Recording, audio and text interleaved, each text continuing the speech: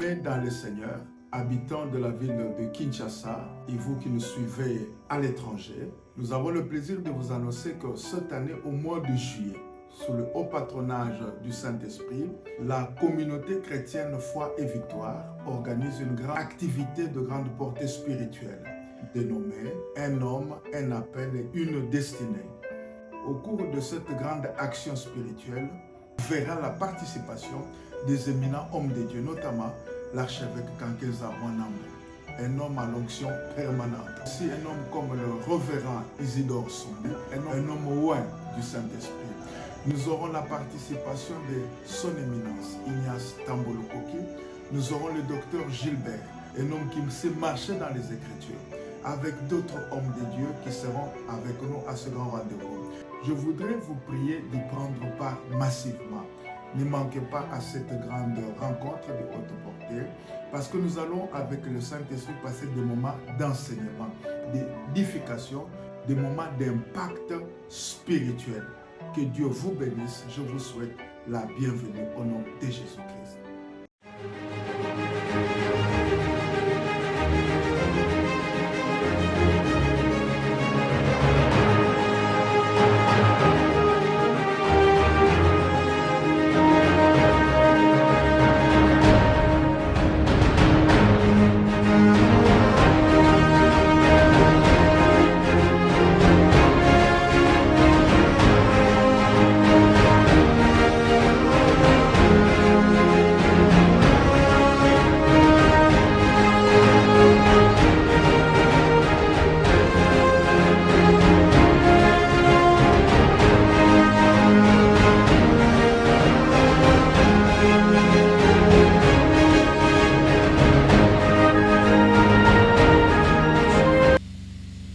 Le zèle, aujourd'hui nous le définissons comme l'empressement.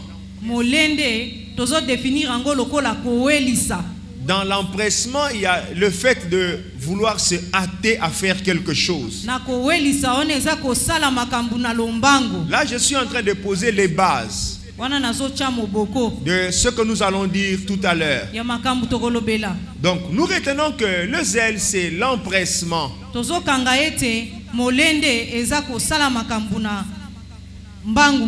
Le fait de se hâter à faire quelque chose.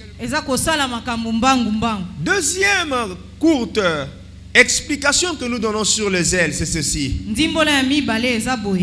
Le zèle, c'est l'ardeur. Non, l'ardeur, c'est la chaleur qu'il y a dans quelqu'un. Une chaleur extrême. Alléluia. Amen. Deuxièmement, nous disons que le zèle, c'est l'ardeur. Est-ce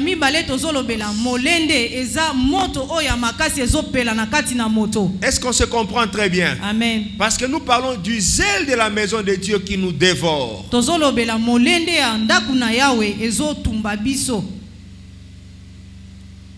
À partir de cela, nous pouvons comprendre que le zèle, c'est une forme de passion.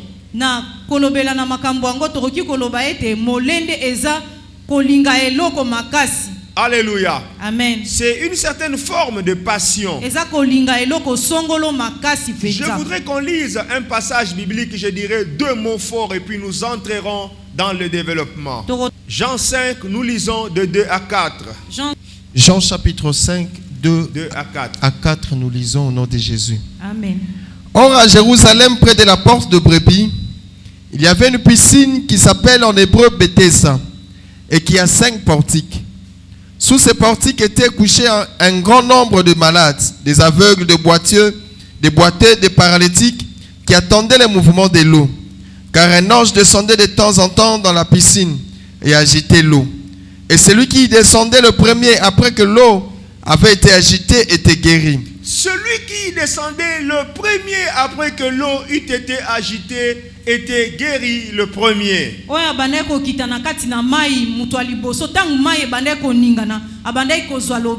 Pasteur, merci, vous pouvez vous asseoir. Alléluia. Amen. Ce récit part de la piscine de Bethesda. près de la piscine ou autour de la piscine, il y avait beaucoup de malades qui étaient couchés. La Bible dit qu'ils étaient couchés en grand nombre. Alléluia. Amen. Non seulement les malades, il y avait des paralytiques, il y avait des boiteux, il y avait des aveugles. Alléluia. Amen. Toutes ces catégories de gens se retrouvaient autour de la piscine. Mais tous attendaient le mouvement de l'eau. Et lorsqu'un ange descendait dans la piscine, il agitait l'eau. La personne qui descendait le premier, c'était celle-là qui était guérie de son problème. Alléluia. Amen. Même si tu es aveugle, mais quand on agite l'eau, si tu ne sais pas voir, tu peux à tout le moins entendre d'où vient le bruit. Alléluia. Amen. Tu es paralytique. Vous savez, un paralytique, c'est celui qui ne marche pas. Alléluia. Amen. Peut-être frappé d'AVC. Peut-être. Il ne sait pas marcher. Mais autour de la piscine, il devait faire quelque chose. Bien aimé, vous savez, le fait de rester tous autour de la piscine, c'était l'expression et la manifestation de leur foi. Est-ce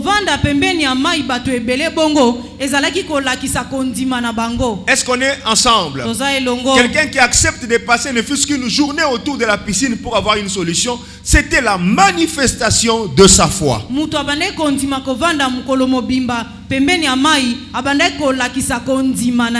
lorsque je lis ce passage, je comprends que non seulement la foi était exigée pour être délivré de son problème, la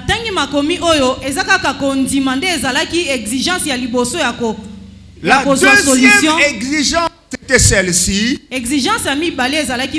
avoir le zèle. Est-ce qu'on peut dire ensemble le zèle?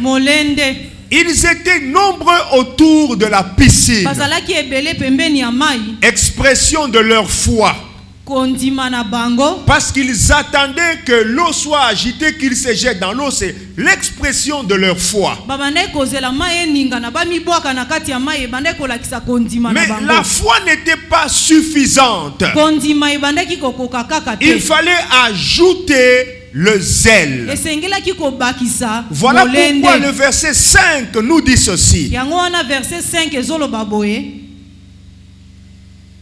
Oui, non, le verset 4. Verset 4. Car un ange descendait de temps en temps dans la piscine et agitait l'eau. Celui qui y descendait le premier. Est-ce qu'on peut dire ensemble le premier? Est-ce qu'on peut dire ensemble le premier? Donc lorsque l'ange se mettait à agiter l'eau, je ne sais pas, il faisait combien de secondes ou combien de minutes dans la piscine. Mais ce qui est vrai, c'est que les malades se mettaient dans une compétition, dans la course.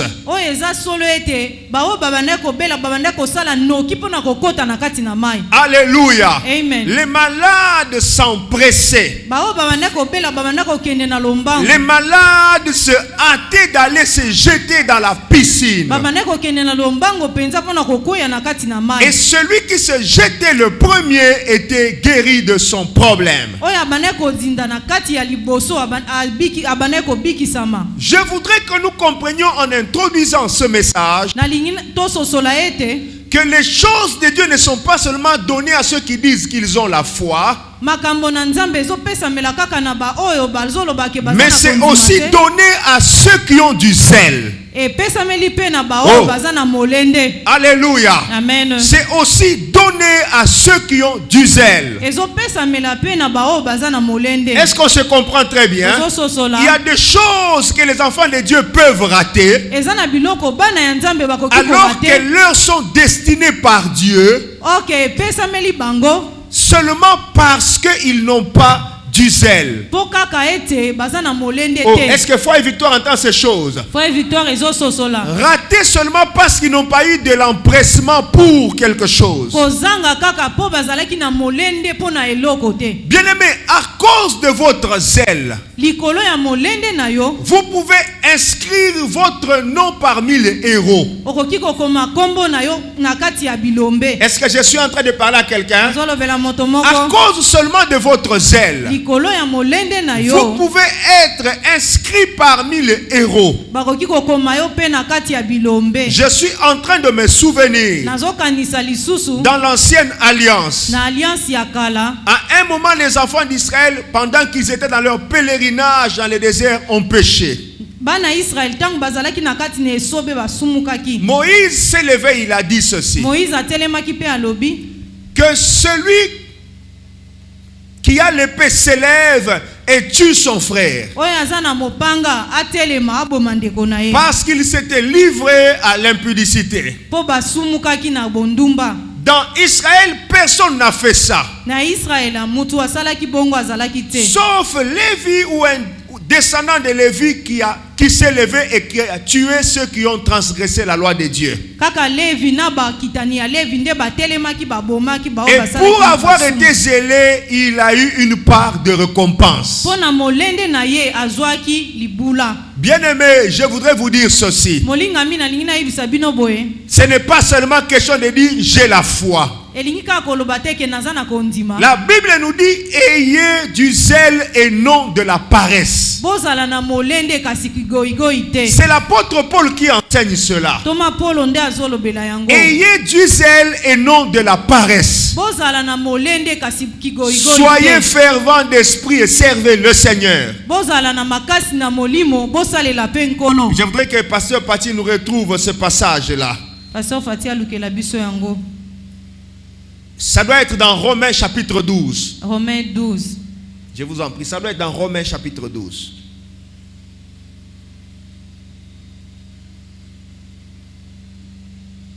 Verset 11. Romains 12, 11. Romains chapitre 12, verset 11. Nous lisons au nom de Jésus-Christ. Amen. Ayez du zèle et non de la paresse. Amen. Soyez fervents d'esprit. Servez le Seigneur. Alléluia. Amen. Merci. L'apôtre Paul enseigne, il dit ceci: ayez du zèle et non de la paresse. Je peux même m'arrêter là et je dis, il y a une bénédiction attachée au zèle. Il y a une bénédiction attachée à celui qui vient ou qui fait les choses le premier. Alléluia. Amen. Je reprends, il y a aussi une bénédiction attachée à celui qui se lève le premier avant les autres. Il y a une bénédiction pour celui-là. C'est la parole de Dieu. Avant que je passe, j'aimerais te rappeler l'histoire d'Ésaü et de Jacob. Le père a parlé à Ésaü: va me chasser du gibier. Fais-moi un mec comme je l'aime. Viens afin que mon âme te bénisse avant que je meure. Est-ce qu'on est ensemble? On est ensemble, on est ensemble, on est ensemble. Balancez un peu la main. Gloire à Dieu. Alléluia. Amen. Prépare-moi un mec comme je l'aime, afin que je te bénisse avant que je meure. Esaü est allé chercher le gibier. Il est allé dans la brousse. Alléluia. Amen. Il est allé loin. Rebecca qui a entendu cette conversation appelle son fils bien-aimé Jacob. Il lui dit, mon fils, voici ce que j'ai entendu de ton père. Alors, mais toi ne vas pas dans la brousse. Je commente. Parce que si tu vas dans la brousse, ça prendra du temps. Va derrière la maison. Va dans notre troupeau. Prends 2 bons chevreaux. Amène-les, je vais les préparer. Tu vas les présenter à ton père. Alléluia. Amen. Vous allez voir que le jeune homme est vite parti derrière la maison. Il a pris 2 bons chevreaux. Il a amené à sa mère qui a rapidement préparé. Quand on a présenté au père, il a mangé. Il a béni celui qui a présenté ça. Juste quand il finit de bénir, il a tout fini. Esaü vient. Mon père, lève-toi pour me bénir. Le père lui dit, mais qui es-tu? Alléluia. Amen. Il dit, c'est moi Esaü. Le père sursaute. Mais qui est celui que je viens de bénir? Alléluia. Amen. Le père lui dit, je n'ai plus de bénédiction à te donner. J'ai ouvert mon cœur envers ton frère. Qu'est-ce qui fait que Jacob a eu toutes ces paroles sur lui? Les paroles de bénédiction. D'abord parce qu'il est venu le premier. Disons ensemble les premiers. Disons ensemble les premiers. Encore le premier. Toi qui es là ce soir, le Seigneur te dit ceci. Dans la vie spirituelle, on réussit aussi à cause du zèle. Il y a une bénédiction attachée au zèle. Alors, avant que je n'entre dans le développement de ce message, que celui qui a toujours senti l'ardeur, le feu de suivre le Seigneur dans son cœur soit béni ce soir. Celui qui a toujours de l'empressement pour les choses de Dieu, pour la maison de Dieu ce soir, que le Seigneur le localise. Celui qui a toujours désiré faire quelque chose sans que les autres ne viennent, il se dit, je vais le faire, je le fais rapidement. Que celui-là ce soir soit localisé par le ciel. Que le ciel te localise. Que le ciel te localise. Que le ciel te bénisse. Au nom puissant de Jésus. Et que tu ne restes pas le même. Acclame le Seigneur.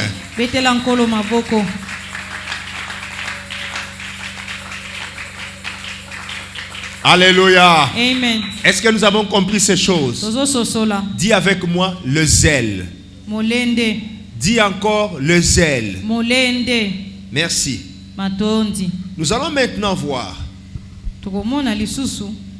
les conséquences du zèle dans la vie d'un racheté, dans la vie d'un enfant de Dieu. Très bien. Ou encore ce que le zèle pousse quelqu'un à faire. Là, je parle des rachetés. Nous allons lire Jean chapitre 2, de 13 à 17. Jean chapitre 2, 13 à 17. Oui, pasteur. La Pâque des Juifs était proche et Judas monta à Jérusalem. Il trouva dans le temple les vendeurs de bœufs, de brebis et de pigeons, et les changèrent assis. Ayant fait un fouet avec des cordes, il les chassa tous du temple, ainsi que les brebis et les bœufs. Il dispersa la monnaie de changeurs et renversa les tables. Et il dit aux vendeurs de pigeons, ôtez cela d'ici. Ne faites pas de la maison de mon père une maison de trafic. Ce disciple s'est souvint qu'il était écrit, le zèle de ta maison me dévore. Point versé. Alléluia. Amen. Maintenant, nous entrons dans le développement de notre message. Je rappelle que nous parlons de ce que fait le zèle dans la vie d'un racheté.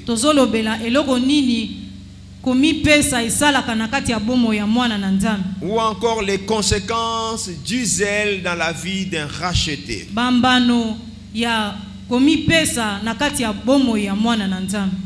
La Bible dit dans Jean chapitre 2 verset 13 que la Pâque juive était proche.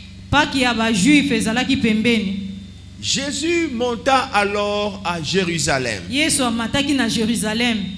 Il entra dans le temple.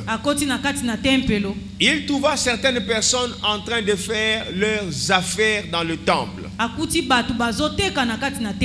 Les vendeurs de pigeons, les vendeurs de brebis, les vendeurs, j'ai dit, des pigeons, des bœufs et des brebis, et aussi les changeurs de monnaie.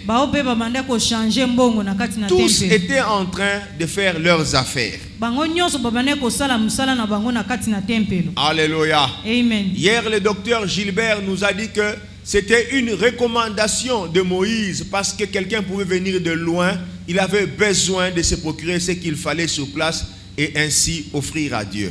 Kasi pasteur Gilbert a ebisa biso alobi ezalaki kosenga ya Mose mutokai ko uta msika ko yana kati kozwa biloko ya zanango posa. Alléluia. Amen. Mais qu'est-ce qui fait que Jésus les a chassés? Alors que c'était une prescription de Moïse. C'est qu'ils avaient exagéré au point que ceux qui venaient au temple oubliaient qu'ils venaient pour des sacrifices pour honorer Dieu. Ils étaient désormais la pensée dans les affaires.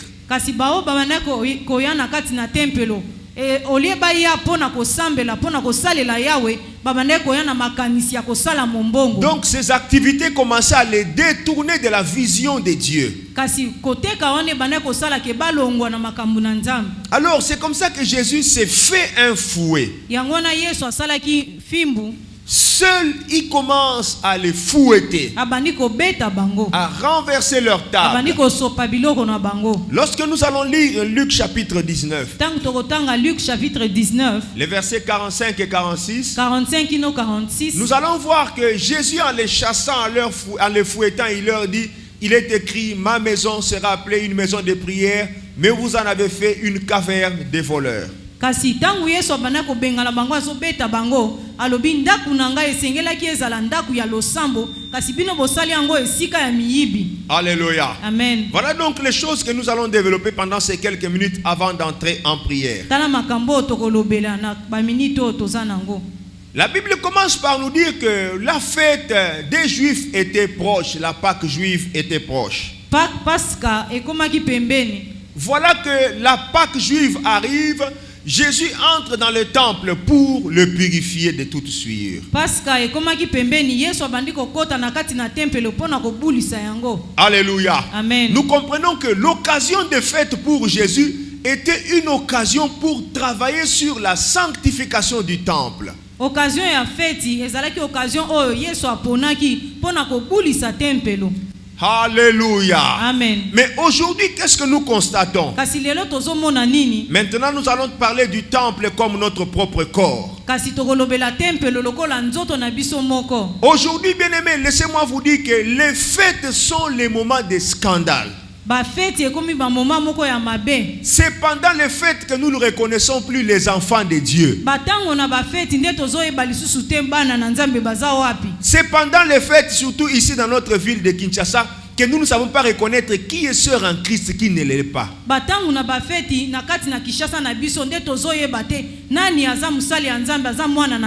Toutes les filles et les femmes servantes et ouvrières oublient leur qualité et s'habillent de manière bien aimée indigne.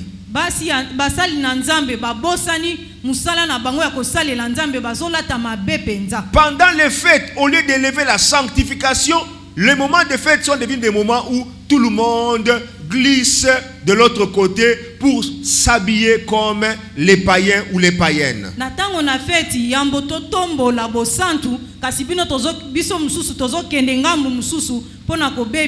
Laissez-moi vous dire qu'une fête ne peut pas être une occasion d'excuse pour vous devant Dieu. Bien-aimés, faites comme Jésus ou faisons comme Jésus. Le temps de fête doit être le temps où nous démontrons que nous sommes encore attachés à Dieu. Les temps de fête sont des temps où nous devons démontrer que nous devons nous sanctifier davantage.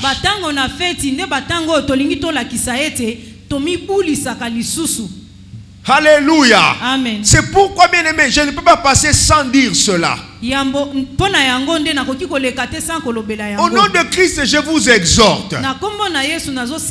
Mes sœurs dans le Seigneur, même si vous n'êtes pas mariés, habillez-vous bien dans les fêtes. Surtout les demoiselles non mariées nous scandalisent dans des fêtes. Laissez-moi vous dire que je suis scandalisé de voir que les filles de Dieu exposent leur poitrine, leur dos, parce que c'est la fête.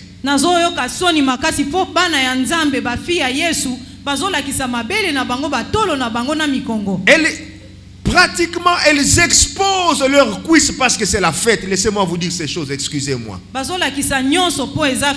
Ça fait honte. Et même quand on est serviteur de Dieu, on se dit, est-ce qu'on peut encore rester dans un environnement comme ça?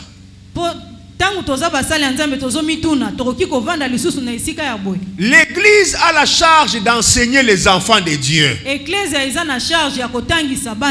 Filles du Seigneur, habillez-vous décemment. Si vous êtes dans la sanctification, vous marchez avec Dieu, on va vous épouser.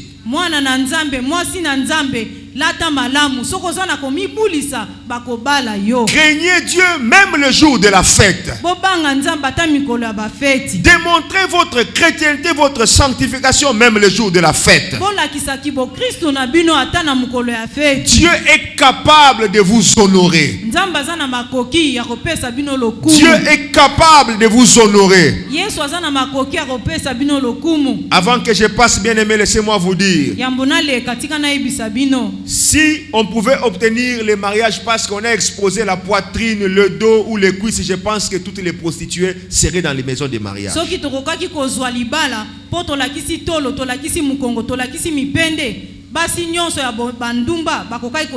Toutes les prostituées allaient avoir de bons mariages. Mais malheureusement, malgré qu'elles font des expositions chaque soir, personne ne les prend. Ne vous exposez pas inutilement. Gardez votre dignité. Si vous apprenez à vous honorer, les hommes vont vous honorer et Dieu aussi va vous honorer. Que le Seigneur bénisse ceux et celles qui ont compris cela. Est-ce que nous pouvons offrir au Seigneur une bonne offrande d'acclamation?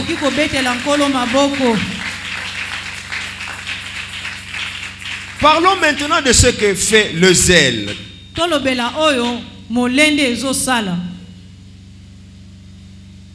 Premier point. Le zèle nous permet d'exercer l'autorité divine et faire triompher la sainteté. Je reprends. Le zèle nous permet d'exercer l'autorité divine pour faire triompher la sainteté ou la sanctification. Alléluia. Amen. Alléluia. Amen. Si vous êtes zélé pour Dieu, quel que soit l'environnement, vous allez exercer l'autorité qui est en vous et faire triompher la sanctification dans votre vie.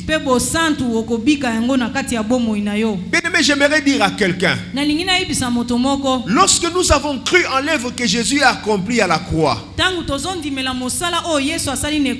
suivez, non seulement nos péchés ont été pardonnés, ça c'est la vérité, mais le Seigneur ne s'est pas limité à pardonner nos péchés. Mais sachez aussi que le Seigneur nous a libérés du pouvoir du péché.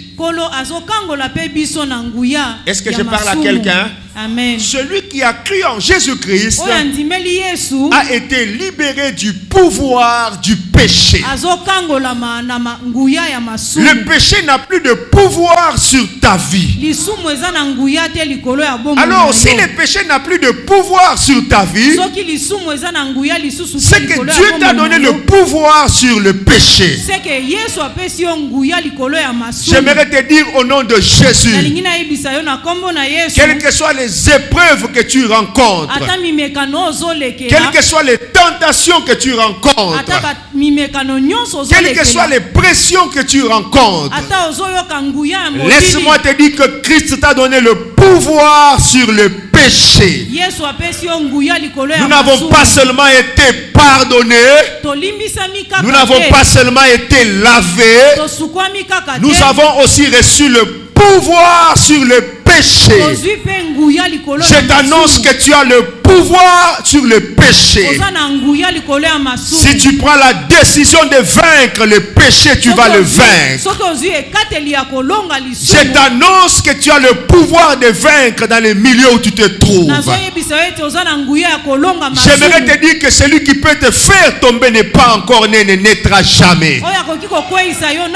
Parce que tu as le pouvoir divin en toi.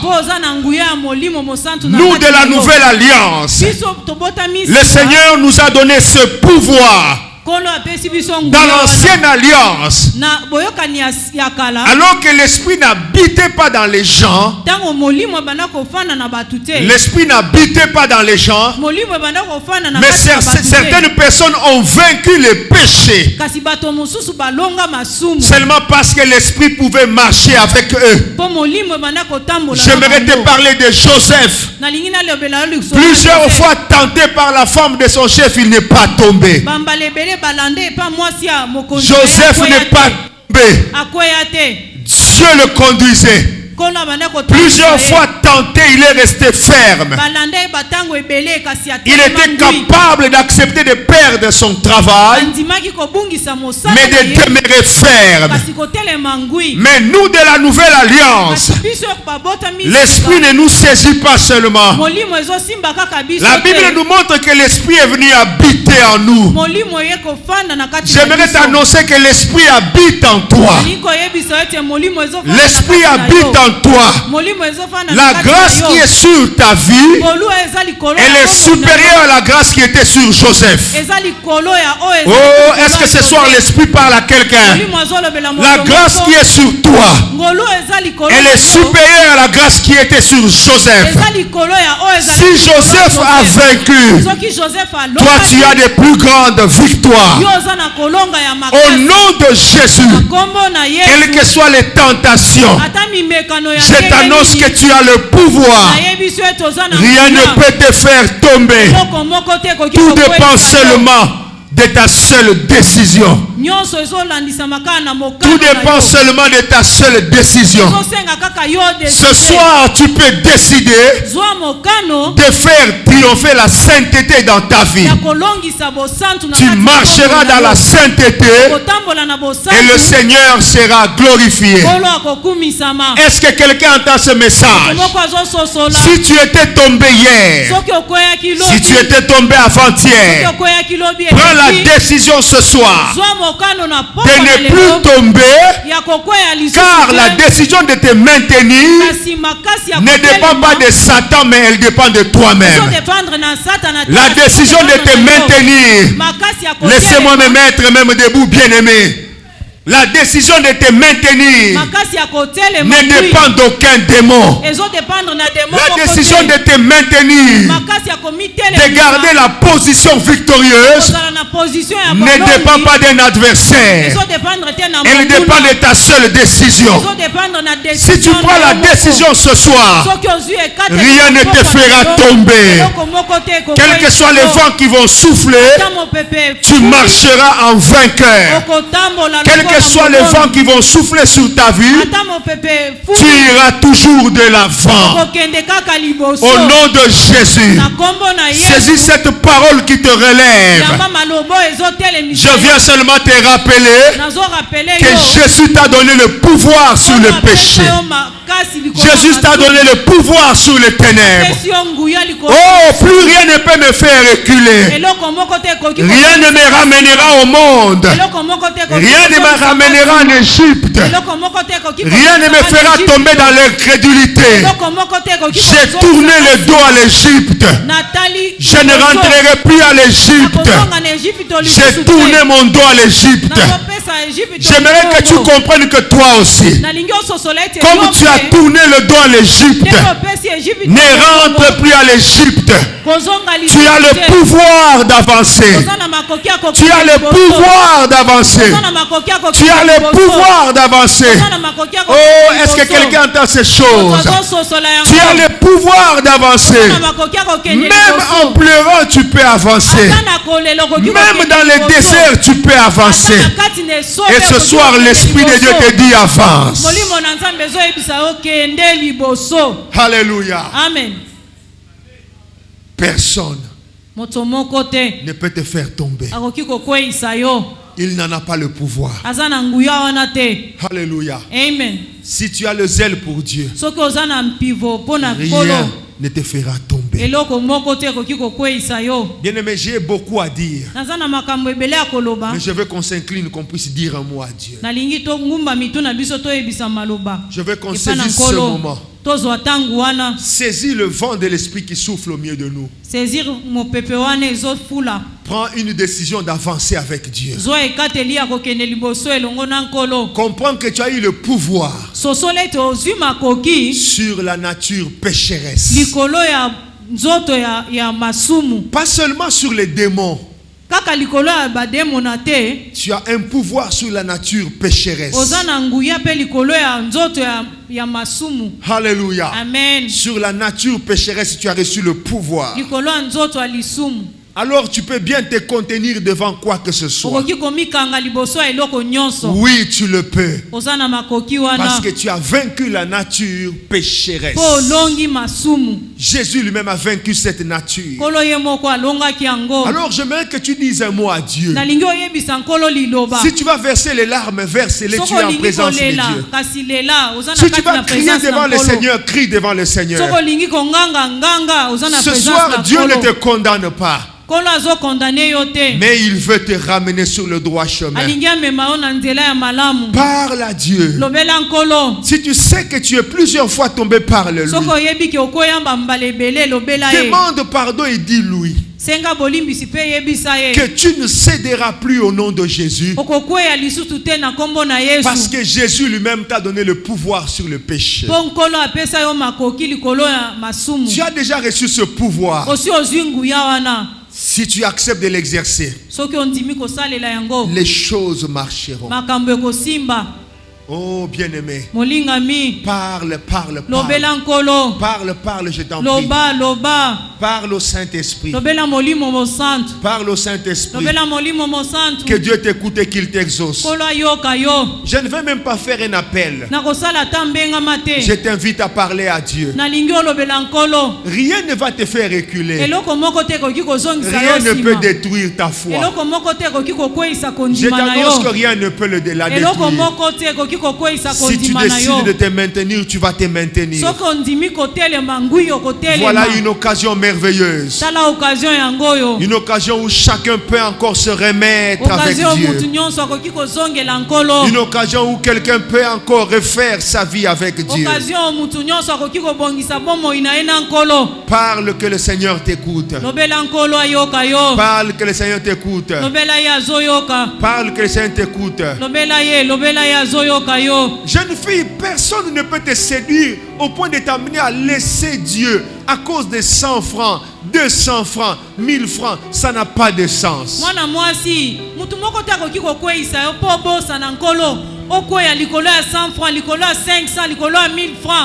Tu vaux plus que tout ce qu'on te propose. Tu es cher. Tu as un grand prix. Tu vaux plus que ce que les hommes te proposent. À cause de ta vie, Jésus est allé à la croix. Même si tu étais le seul à pécher, Jésus serait mort seulement pour toi. Imagine-toi pour ta vie. Jésus a donné sa vie. Je veux que tu comprennes. Ton âme est plus précieuse que tout ce que les hommes te présentent. Les fausses opportunités qu'on te présente pour t'amener au péché n'ont aucune valeur face à ton âme. Ton âme a un grand prix devant le Seigneur. Oh, est-ce que Foi et Victoire entend ces choses? Y a-t-il un jeune homme qui entend ces choses? Y a-t-il une jeune fille qui entend ces choses? Y a-t-il quelqu'un qui entend ces choses, qui les intériorise? Écoute la voix de l'Esprit de Dieu bien-aimé et prie. Prie, profite de cet appel. Profitez. Parle au Saint-Esprit. Prends des graves décisions. Prends des graves décisions. Prends des graves décisions. Prends des graves décisions. Si tu sens que tu dois t'agenouiller, agenouille-toi, personne ne va te condamner. Personne ne va te regarder. Parce que tu as affaire à ta vie vis-à-vis de Dieu. Si tu sens que tu peux te mettre à genoux, mets-toi à genoux, tu es libre. Tu veux exploser, explose. Mais je te dis que la grâce de Dieu est ici. Moi je t'annonce seulement que la grâce est là. La grâce qui relève, la grâce qui restaure.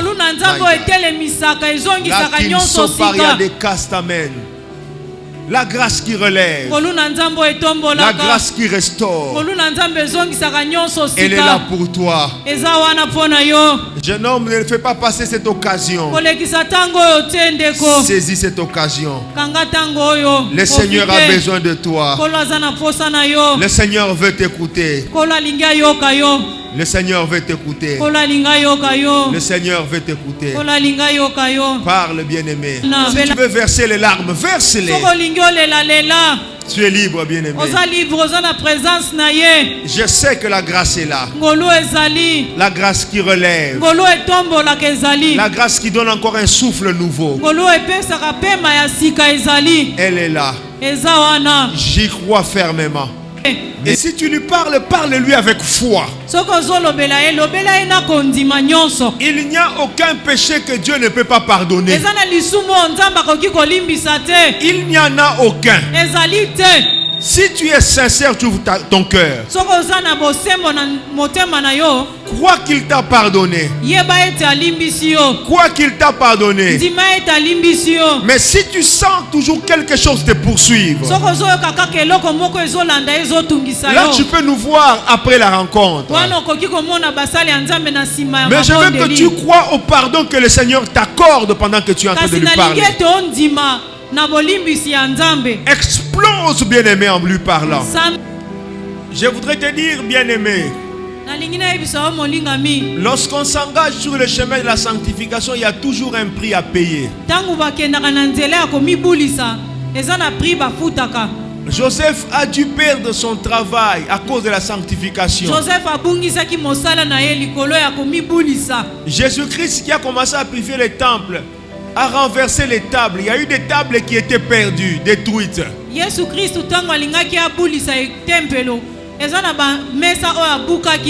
Qui ont été renversées. Il y a des choses qui ont été détruites pour que la sanctification devienne effective.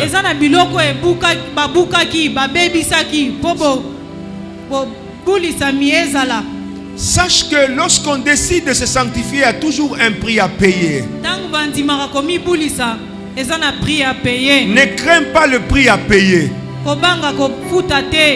Mais sache que tu payes le prix pour ta délivrance. Ce prix à payer permet ta délivrance, ta libération.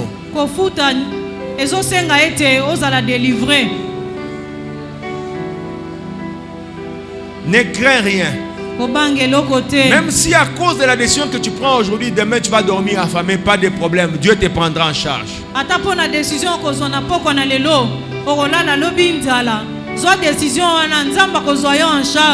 Même si à cause de ta décision tu vas perdre les études, tu vas perdre une connexion, accepte, Dieu te prendra en charge.